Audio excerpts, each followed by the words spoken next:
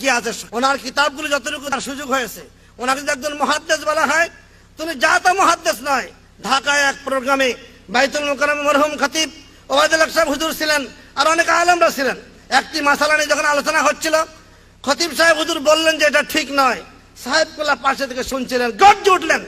আমার এখনো ভাষাটি মনে আছে, ওবায়দুল হক কিতাব পড়েছো, বুঝেছো কিনা, না বুঝলে কথা বলো না। আমি থক হয়ে গেছি। বলে কি, ওবায়দুল হক সাহেব হুজুর ছোট হয়ে একদম ছাত্রের মতো বলছে যে হুজুর আমার ভুল হয়ে গেছে। এই কথা বলেই সাহেবগুলো দাঁড়িয়ে গেলেন, 3টি হাদিস সনদ সহ বললেন ওনার কথার জবাবে। তখন খতিব সাহেব বলতে বাধ্য হলেন, হুজুর আমার এগুলো জানা ছিল না। কাকে জানো, বুঝো, তারপরে কথা বলো। সেদিন আমি বুঝতে পেরেছি সাহেব কেবলা কিরকম মুহাদ্দিস ছিলেন। এবং সাহেব কেবলার মুনতাখাব সিয়ার পড়ে আমি দেখেছি সমস্ত ইসলামী ইতিহাসের জিস্ট রাসূল পাকের জীবনের শান্তি তুলে ধরেছেন। যদি আমরা ওনার লেখাগুলো যদি স্টাডি করি, দেখি তিনি একজন ফকিহ ছিলেন,